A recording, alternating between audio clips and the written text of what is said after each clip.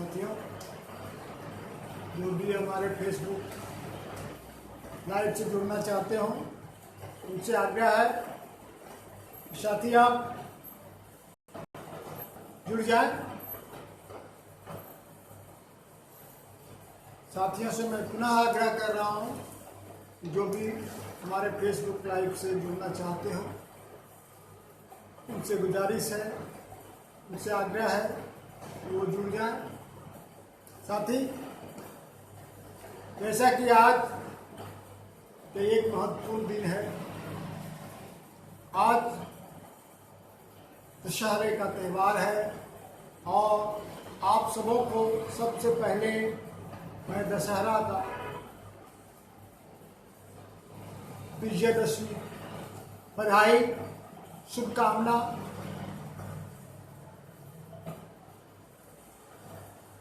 दे रहा हूं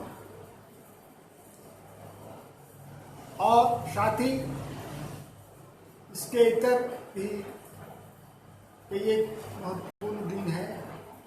आज क्रांतिकारी पत्रकार निर्भीक, निष्पक्ष और स्वतंत्र पत्रकारिता के अग्रदूत गणेश शंकर विद्यार्थी जी का जयंती भी है। साथ ही आजादी की लड़ाई में यूं तो बहुत लोग लड़े, लेकिन गणेश शंकर विद्यार्थी की भी एक अहम भूमिका रही। वो आज ही के दिन 26 अक्टूबर 1890 में इलाहाबाद में उनका जन्म हुआ था। एक साधारण परिवार में और संघर्ष करते हुए वो आगे आए। उन्होंने पत्रकारिता की शुरुआत सरस्वती नामक पत्रिका से और उसके बाद 1913 में वे प्रताप नाम के एक साप्ताहिक पत्र का संपादन और संचालन किए, जो क्रांतिकारियों का मंच था। इस पत्र के माध्यम से उस जमाने के क्रांतिकारी भगत सिंह, अशफाकुल्लाह खां, बिस्मिल जैसे लोग अपने आलेख लिखते थे और ये पत्र क्रांतिकारियों को संजोने का, क्रांतिकारियों को मंच देने का और क्रांतिकारियों की बात जनता तक पहुंचाने का एक मंच हुआ करता है। तो वैसे शख्सियत जिन्होंने सांप्रदायिक सौहार्द के लिए कुर्बानी दी, जिन्हें कट्टरपंथियों ने शिकार बना दिया, तो वैसे शख्सियत को भला हम कैसे भूल सकते हैं। वैसे शख्सियत को हम हमेशा याद करते रहे हैं अपने विभिन्न मंचों के द्वारा। तो उन्हें नमन, उन्हें श्रद्धा सुमन अर्पित। और साथ ही कल ही एक ऐसे शख्सियत साहिल लुधियानवी, जो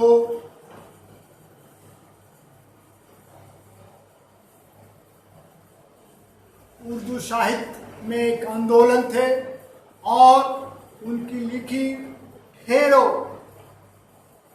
गीत उन दिनों क्रांतिकारियों की स्वर में गूंजा करती थी। और आज भी वो वैसे लोग जो समाज और देश की बेहतरी चाहते हैं, वो उनके गीत को गुनगुनाया करते हैं। मैं आज आपसे अपने विषय संस्कृति अतीत है, अतीत ही नहीं वर्तमान भी है, पे बात करेंगे। उसके पहले मैं लुधियानवी जी की वो गीत से अपनी बात की शुरुआत, अपनी बात का आगाज कर रहा हूं उन्हें श्रद्धांजलि सुमन अर्पित करते हुए। और ये गीत आज के समय में मौजूद भी है, यूँ तो मैं गा नहीं सकता, फिर भी मैं उनकी गीत आपके साथ साझा कर रहा हूँ। इन काली सदियों के सिर से जब रात का आंचल ढलकेगा, जब दुख के बादल पिघलेंगे, जब सुख का सागर छलकेगा, जब अंबर झूम के नाचेगा, जब धरती नगमे गाएगी, ओ सुबह कभी तो आएगी, ओ सुबह कभी तो आएगी। जिस सुबह की खातिर युग युग से हम सब मर मर कर जीते हैं, जिस सुबह के अमृत की धून हम जहर के प्याले पीते हैं, जिस सुबह की अमृत की घूंट में हम जहर के प्याले पीते हैं, इस भूखी प्यासी रूहों पर एक दिन तो करम फरमाएगी, वो सुबह कभी तो आएगी, वो सुबह कभी तो आएगी। माना कि अभी तेरे मेरे अरमानों की कीमत कुछ भी नहीं, माना कि तेरे मेरे अरमानों की कीमत कुछ भी नहीं। मिट्टी का भी है कुछ मोल, मगर इंसानों की कीमत कुछ भी नहीं। वो सुबह कभी तो आएगी, वो सुबह कभी तो आएगी। दौलत के लिए जब औरत को असमत, दौलत के लिए जब औरत की असमत को बेचा ना जाएगा, चाहत को ना कुचला जाएगा, गैरत को ना बेचा जाएगा।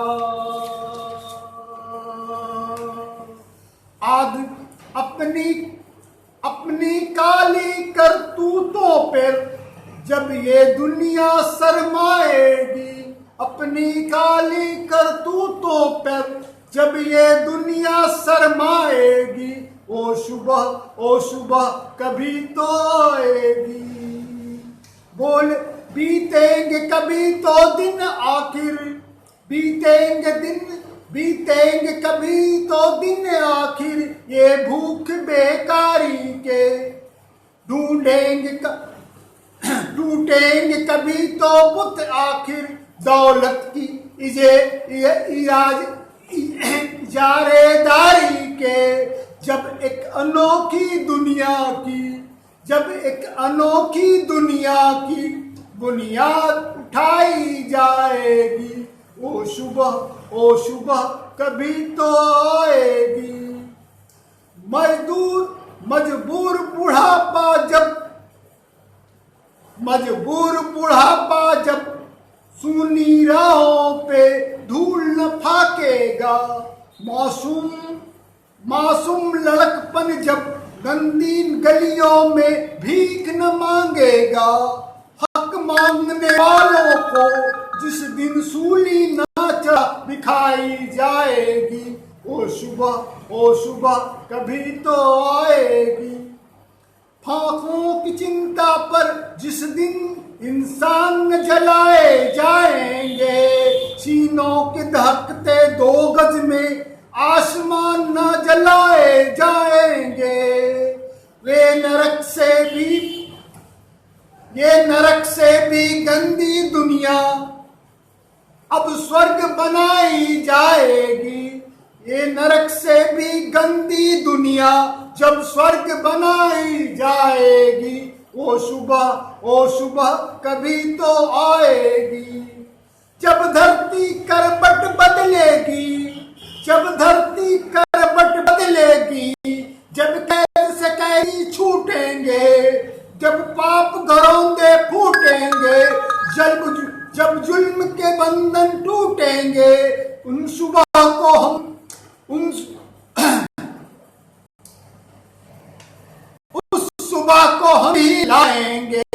वो सुबह हम ही से आएगी, वो सुबह हम ही से आएगी, वो सुबह हम ही से आएगी। मनुष्य समाजी ढांचे में जब जुल्म न पाले जाएंगे, जब हाथ न काटे जाएंगे, जब सर न उछाले जाएंगे, जेलों के बिना जब दुनिया की सरकार चलाई जाएगी, वो सुबह हम ही से आएगी, वो सुबह हम ही से आएगी। संसार के सारे मेहनत कश खेतों से मीलों से निकलेंगे, बेघर बेबस इंसान तारीख बिलों से निकलेंगे। दुनिया अमन और खुशहाली के फूलों से सजाई जाएगी। वो सुबह कभी तो आएगी, वो सुबह हम ही तो लाएंगे, वो सुबह हम ही तो लाएंगे। धन्यवाद साथियों।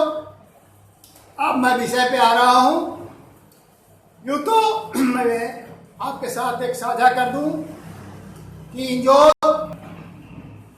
इस पत्रिका का संचालन मैं पिछले 25 वर्षों से कर रहा हूं, वो साहित्यिक और जन संवेदना की आधार साहित्यिक पत्रिका, इसके कई एक विशेषांक निकाले गए हैं। साहित्य के सारे विधा पे गीत, गजल, कविता, लघु कथा, कथा, व्यंग, नाटक, संस्कृति, बाद साहित्य जैसे ढेरों विशेषांक निकाले गए हैं और इसके सांस्कृतिक विशेषांक भी उनमें से एक है। इस सांस्कृतिक विशेषांक में कई नामचीन हस्तियों के आलेख भी समावेशित किए गए थे और मुझे लगा संस्कृति एक माकूल विषय है, इस पर भी बात होनी चाहिए और मैं विस्तार में न जाकर संक्षेप में आपके साथ वो साझा कर रहा हूं कि संस्कृति अतीत ही नहीं वर्तमान भी है। साथियों, संस्कृति के बारे में यूं कहे तो उस नेत्रहीन व्यक्तियों के समक्ष हाथी के समान है। जिसने कान को देखा उसने कान कहा हाथी कान की तरह है, जिसने पूंछ को देखा उसने कहा कि पूंछ की तरह है, जिसने सूंड को देखा सूंड की तरह कहा और जिसने उसके पीठ को देखा उसने पीठ की तरह कहा। तो संस्कृति के अपने दायरे हैं और अपने अपने अंदाज में लोग संस्कृति को मूल्यांकन करते हैं और संस्कृति आज की दौर में संस्कृति का इस्तेमाल करके समाज को दूसरे राह पे ले जाने की और समाज को बांटने का काम भी किया जा रहा है। दोस्तों, हमारी नजरिया संस्कृति के पक्ष में कुछ और है, इतर है, जो मैं आपके समक्ष साझा कर रहा हूं। संस्कृति का निर्माता मनुष्य है। समाज में रहकर प्रत्येक मनुष्य अपने जन्म से ही संस्कृति को देखता है और सीखता है। अपने बच्चों को संस्कृति हस्तांतरित करता है। समय अनुसार किसी समाज को संस्कृति, समय अनुसार किसी समाज की संस्कृति बदलती रहती है और प्रत्येक समाज की संस्कृति व्यक्ति और व्यक्ति समूह के लिए आदर्श बन जाता है। तो साथियों, जब हम संस्कृति की बात करते हैं तो हमारी जीवन शैली, जीवन मूल्य, हमारे अंदर विकसित हो रही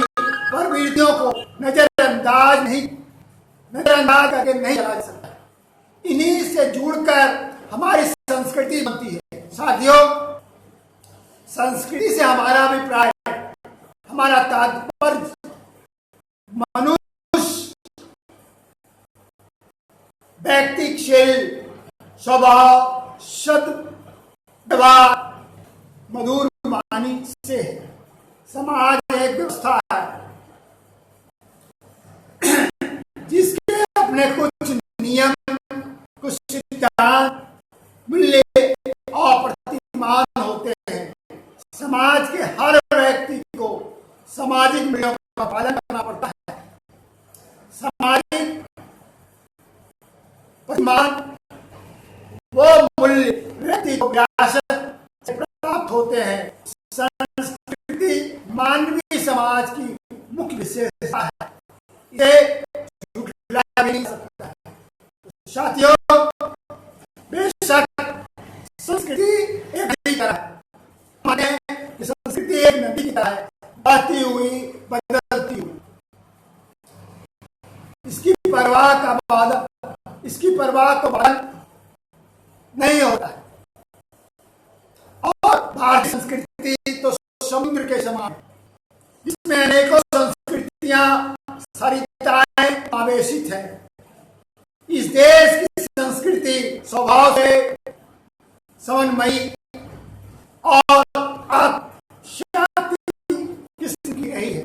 साथियों, द्रविड़, मुगल, अंग्रेज और पुर्तगाली सबके रंग यहाँ समावेशित है। हमारी संस्कृति में समावेशित है, बल्कि यूं कहें तो ज्यादा बेहतर होगा। संस्कृति बीज रूप से हमारी जीवनशैली है, ओढ़ में बिछाने की चीज है, जिसे आयत घर में कैद नहीं किया जा सकता है। या भी सही है कि संस्कृति अतीत ही नहीं, वर्तमान भी है। भारतीय संस्कृति को सारा विरासत हमारे इतिहास की एक लंबी निरंतरता के जरिए हासिल हुई है, और यह विरासत को सत्ता के मूल्यों और मानवीय मूल्य दोनों के जरिए समझना चाहिए। भूमंडलीकरण के दौर में संस्कृति अस्मिता को नष्ट होने का भय आशंक खतरे के रूप में सामने आ गया है। संस्कृति के नाम पर बाजारवाद, कट्टरता, ऐसा कुछ हो रहा है जिससे मूल्यों और परंपराओं का नामो निशान खत्म हो जाएगा। उपभोक्तावादी संस्कृति विवेक को झुठलाते हुए स्मृतिहीन समय रच रही है। वहीं दूसरी ओर फांसीवादी शक्तियां अभिप्रायों के बहुआयामी परिवेश को घेर रही है। खतरा दोनों में है साथियों, खतरा इधर भी है और उधर भी है। तो बाजारवाद, उपभोक्तावादी संस्कृति, गहे मानक ने सभी चीजों को बाजारू बना दिया है। एक तरफ तो बाजारवाद और उपभोक्तावाद की संस्कृति की मानक ने सभी चीजों को बाजारू बना दिया है, जो खरीदे बेचे जा रहे हैं, जिसे मानव और जनवादी संस्कृति को सबसे ज्यादा खतरा है। इतना ही नहीं, जनजातीय संस्कृति आज लुप्त प्राय है, जिसके नृत्य, संगीत, उसकी लघु कथाएं, उसकी गाथाएं, उसकी नायक भी रहेंगे तो क्या, ये भी उनके लोक नायक भी रहेंगे तो क्या देश की अस्मिता बनी रहेगी। इन लोक कथाओं और पुराने ऐतिहासिक जो चीजें हैं उन्हें भी खत्म किया जा रहा है। इसीलिए संस्कृति पर चिंतन लाजमी है। संस्कृति से ही हमारी पहचान, वजूद, अस्तित्व कायम है। हम संस्कृति को पुराणपंथी, जड़वादी नजरिए से नहीं देखना चाहते हैं। साथियों, परंतु इतनी बात जरूर है कि संस्कृति रूपी नदी को हम नाला तो नहीं बनने दे सकते हैं। हमारा मानना है कि मानवीय संस्कृति, जनवादी संस्कृति का अस्तित्व कायम रहे, इसके लिए हमें पहल करने की जरूरत है। हमने धरातल पर पहल करने की शुरुआत कर दी है और ये सिलसिला को आगे बढ़ाने के लिए इंदौर ने संस्कृति विशेषांक निकालकर आज से एक दशक पूर्व इस पीड़ा को उठाया है दोस्तों। और ताकि हमारा मकसद है कि संस्कृति की विविध नजरियों से देखा जाए, उसे समझा जाए, ताकि संस्कृति के प्रति हमारा नजरिया साफ हो और हम स्वस्थ समाज बनाकर इसे बचाए जाने की मुहिम को असरदार बना सके। साथियों, संस्कृति के संबंध में बहुत सारे लोगों ने अपने अपने मंतव्य दिए हैं। मैं कलम के सिपाही मुंशी प्रेमचंद, जिन्होंने 300 से अधिक कहानियां लिखी, 18 से अधिक उपन्यास लिखे और इससे इतर उन्होंने पटकथा, निबंध भी लिखे और उनके सबसे महत्वपूर्ण निबंधों में से एक है सांप्रदायिक और संस्कृति, जो कि उन्होंने 1932 में लिखे थे। उस आलेख की कुछ अंश आपके साथ साझा कर रहा हूं कि केवल एक ही उन्होंने कहा कि संस्कृति केवल एक ही है, वह है आर्थिक संस्कृति। मगर आज भी हम हिंदू और मुस्लिम संस्कृति का रोना रो रहे हैं। हालांकि संस्कृति और धर्म से कोई संबंध नहीं है। उन्होंने कहा संस्कृति का धर्म से कोई संबंध नहीं है। आर्य संस्कृति है, ईरानी संस्कृति है, अरब संस्कृति है, लेकिन ईसाई, मुस्लिम या हिंदू संस्कृति की कोई चीज नहीं है। हिंदू अगर मूर्ति पूजक है तो मुस्लिम भी खुदा के घर में इबादत करता है, वह भी मुस्लिम भी कब्र की पूजा करता है, वह भी शरबत और शेरनी चढ़ाता है ना। तो अगर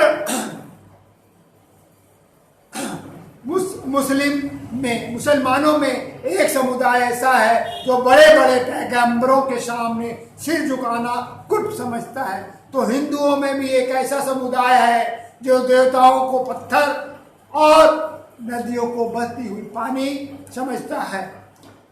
साथियों, मुंशी प्रेमचंद्र जैसे शख्सियत ने संस्कृति की परिभाषा देते हुए उन्होंने कहा कि धर्म ग्रंथों को वो मानता है कि गोपोलों की समान है।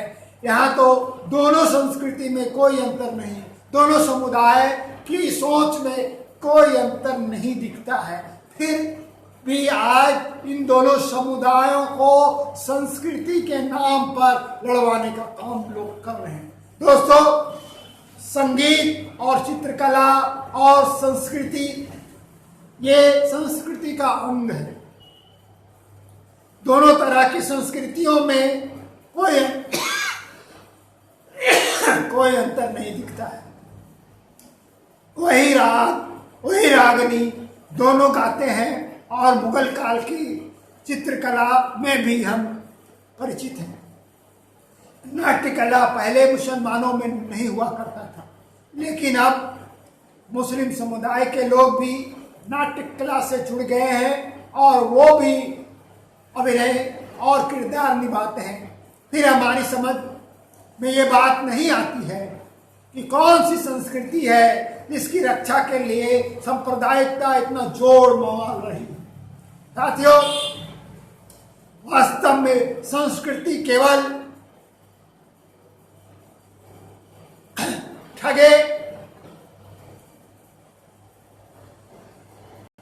वास्तव में संस्कृति की पुकार केवल ढोंगे और निरी पाखंड और उसके जन्मदाता भी वही लोग हैं जो सांप्रदायिकता की शीतल छाया में बैठकर विहार करना चाहते हैं। यह सीधे साधे आदमियों को सांप्रदायिकता की ओर घसीट लाने की केवल एक मंत्र देते हैं और कुछ भी नहीं। दोनों ही संप्रदाय संस्थाओं के मध्य वर्ग, धनी मानी व्यक्ति, जमींदार, ओहदेदार और पद लोलुपों की है। इसका कार्य क्षेत्र अपने समुदाय के लिए ऐसे अवसर प्राप्त करना है जिससे वह जनता पर शासन कर सके। साधारण जनता के सुख दुख से उन्हें कोई प्रयोजन नहीं है। अगर संस्कार की किसी भी नीति से जनता को कुछ लाभ होता है, आशा है और इन समुदायों की क्षति पहुंचता है तो वह तुरंत उसका विरोध करने के लिए तैयार हो जाएगा। अगर और ज्यादा गहराई तक जाए तो हम उन संस्थाओं में अधिकांश सज्जन मिलेंगे। इसका कोई निजी हित सधता है इससे, और कुछ नहीं तो कम से कम उसके जो हुकुम हैं उसके बंगलों पर उनकी रसाद, उनकी रसोई सरल उपलब्ध हो जाती है। तो एक विचित्र बात है कि इन सज्जनों की, अफसरों की निगाहों में बड़ी इज्जत है, उनकी वे बड़े खातिर करते हैं।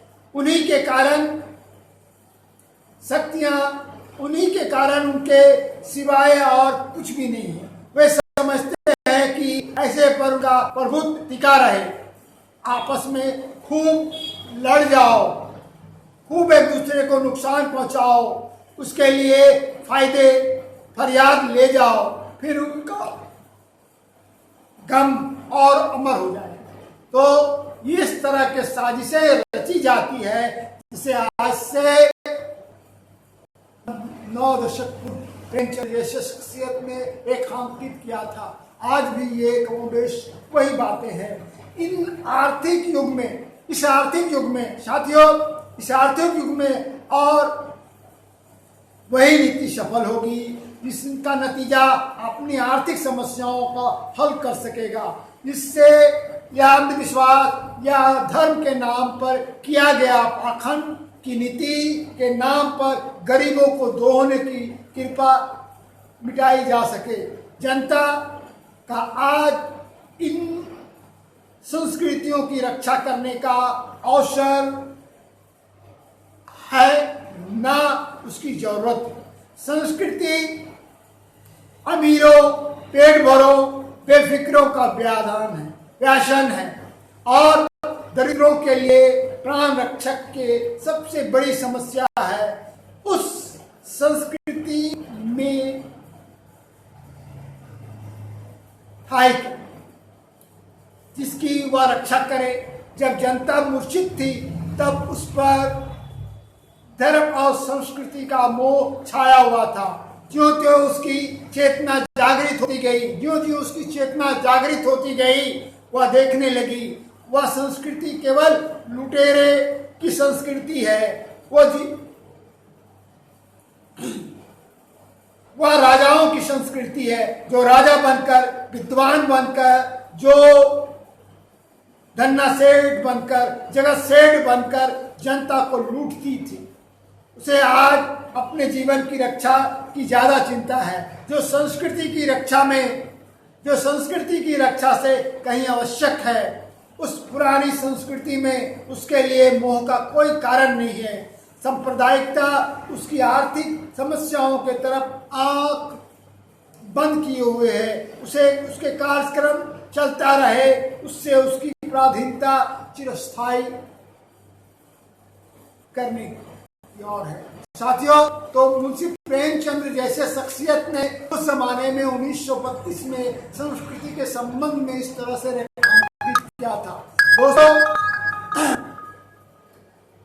एक और शख्सियत जिनकी बातों को मैं कोट करके आपके समक्ष रख रहा हूं, वो है लाल बहादुर वर्मा जी, जिन्होंने भूमंडलीकरण का सांस्कृतिक परिदृश्य और परिप्रेक्ष्य में रेखांकित बड़े आलेख में उन्होंने रेखांकित किया है। उनकी कुछ बातों को मैं आपके साथ में साझा कर रहा हूं कि आजकल भूमंडलीकरण का प्रतिकार सामंतवाद, पूंजीवाद और संप्रदायवाद के विरोध के साथ हो रहा है। भूमंडलीकरण, उदारीकरण, निजीकरण, बाजारीकरण आज के पूंजीवाद प्रकृति का निहित है, निहित करने वाली सरलीकृत सूत्र मात्र है। तो दोस्तों, आज पूंजीवाद के तथाकथित और शोषित एक छत्र वर्चस्व के दौर पर फंडामेंटलिज्म की तरह संकीर्णताओं और जादू टोना अंधविश्वासों को बढ़ावा मिलना ही नहीं, तब मिलना भी है और यहाँ तक कि उसका इस्तेमाल किया जा रहा है। व्यक्ति और समाज में जो जो तर्कशीलता, विवेकशीलता बढ़ती जाती है, रूढ़िवादिता, अनीतिवादिता और प्रतिक्रियावादिता को कमजोर होने ही चाहिए। ऐसा हो तो जन विरोधी शक्तियों को प्रमुख ध्वंस हो जाएगा, पर ऐसा नहीं हो रहा है। इसीलिए कि तत्कालीन लाभ के लिए घाती पिछड़ेपन की जो प्रोन्नत किया जा रहा है, पूंजीवाद में ऐसा पहली बार नहीं हो रहा है साथियों। तो उन्होंने आगे कहा कि 16वीं शताब्दी में जब पूंजीवाद का उद्भव हुआ था, पूंजीवाद आज धीरे धीरे 16वीं शताब्दी से आज 21वीं शताब्दी की ओर अग्रसर है और आज प्रबल रूप में सामने है। आज वह शक्तिशाली रूप में सामने है। वह अपने सारे आज तक के सबसे ज्यादा क्रूर और हिंस रूप में आज सामने है। आज वह परोक्ष रूप से सत्ता पे वर्चस्व जमाए हुए है। आज पूरी दुनिया के परिदृश्य को देखे तो आज कहीं न कहीं पूंजीवाद ही ये लोकतांत्रिक सत्ता को हथियाए हुए है और वही संचालन कर रहा है। साथियों, भूमंडलीकरण और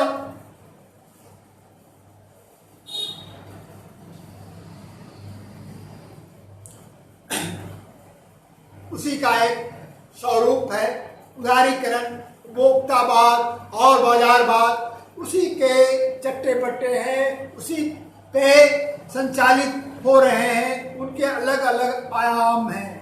तो दोस्तों, वहीं दूसरी ओर मनुष्य सिर्फ सामाजिक ही नहीं सांस्कृतिक प्राणी है, ये जानने की जरूरत है। जैसे कि मनुष्य नैतिक रूप से सामाजिक है, वैसा ही संस्कृति भी है। हमारे एक बात को मैं रेखांकित कर दूं, संस्कृति के संबंध में बहुत सारे लोगों की एक भ्रम और मिथ्याएं भी रही है।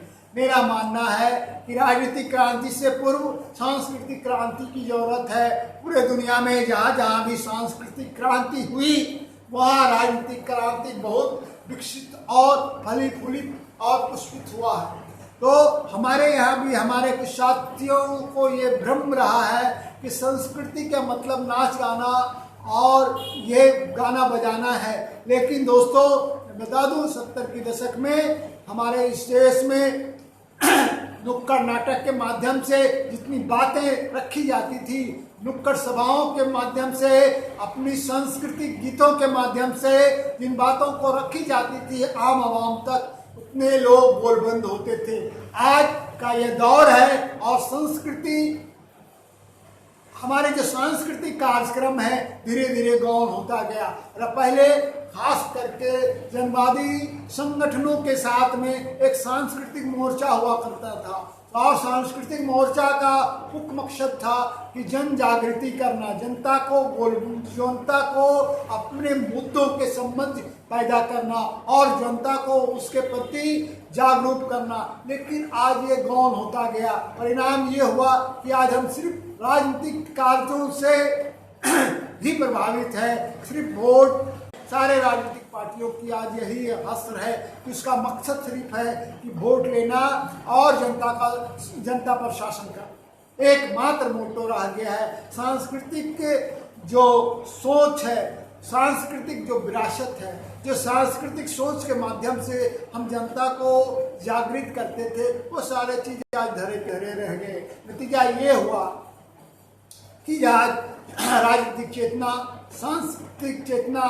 के बगैर राजनीतिक चेतना ही नहीं आ रही है। और जो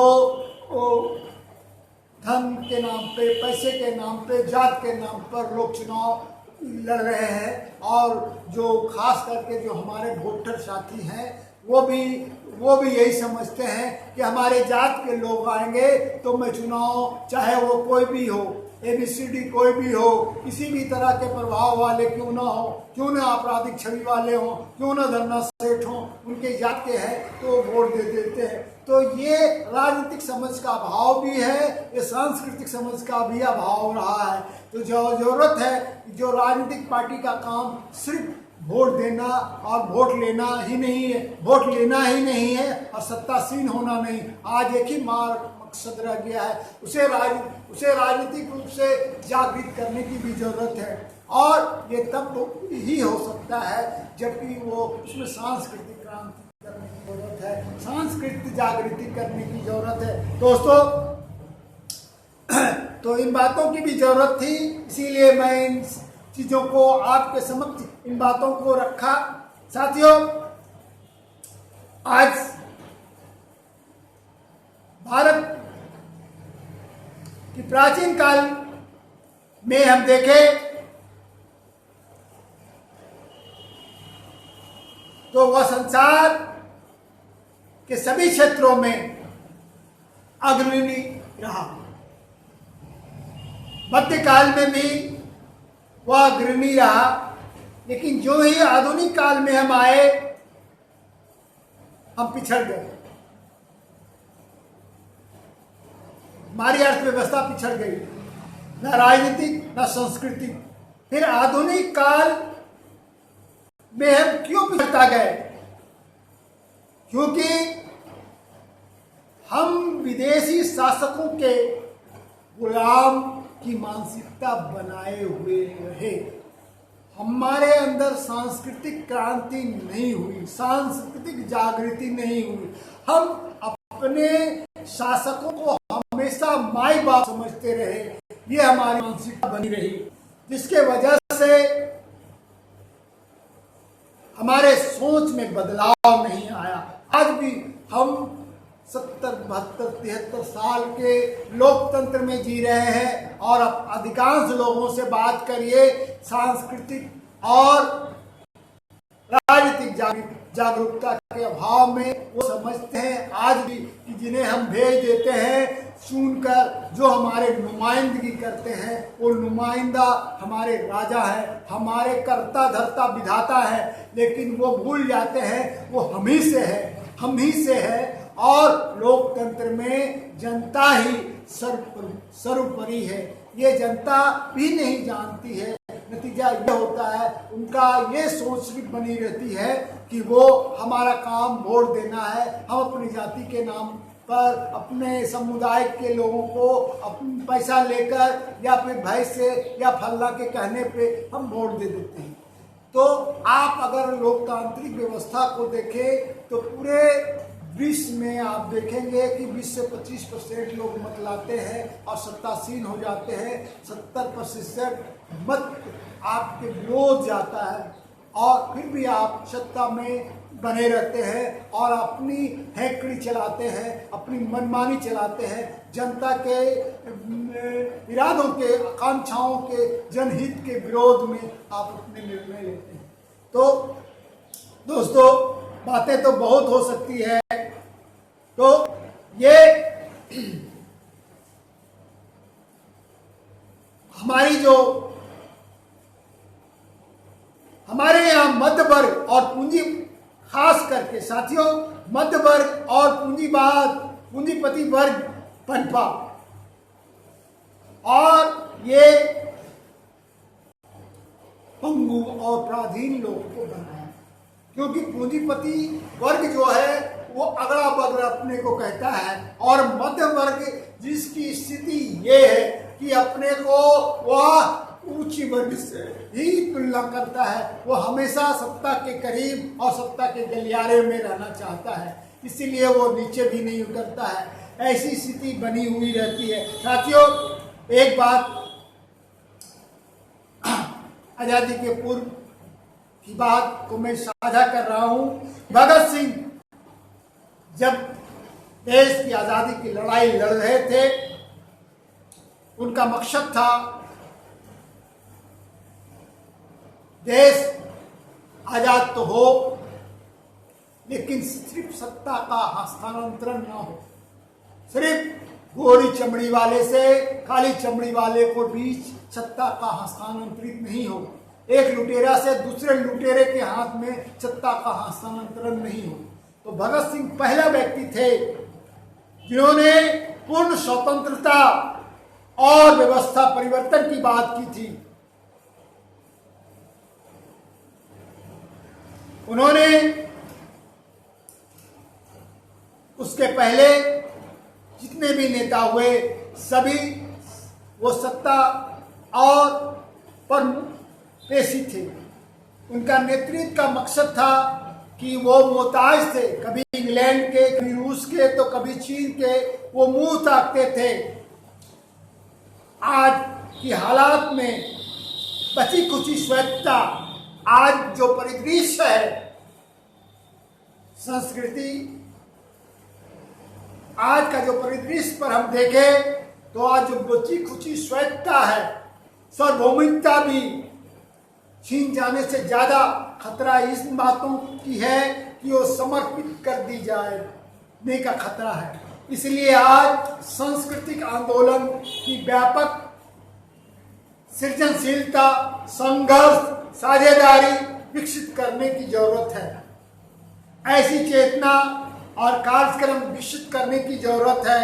सांस्कृतिक चेतना बढ़ाने की जरूरत है, तभी राजनीतिक बेहतर और बेहतर समाज हम गढ़ सकते हैं। साथियों, संस्कृति के नाम पर आज ढेरों कूड़े करकट देखने को मिल रहा है। वह ना संस्कृति है और ना ही रक्षित संस्कृति है। तो हमें आम जन की संस्कृति, जनवादी संस्कृति को आगे लेकर जो जन हिताय, जन सुखाय संस्कृति है, जो जनता को उसके दुख दर्द को, उसके मर्म को और उसकी बेहतरी समाज को आगे बढ़ा सके, वैसी संस्कृति को जागृत करने की जरूरत है। धन्यवाद। मैं अपनी बात यही समाप्त कर रहा हूँ। फिर मैं मिलूंगा आपके साथ दूसरे पड़ाव में और अपनी बात रखूंगा। तब तक के लिए मैं आप सबों से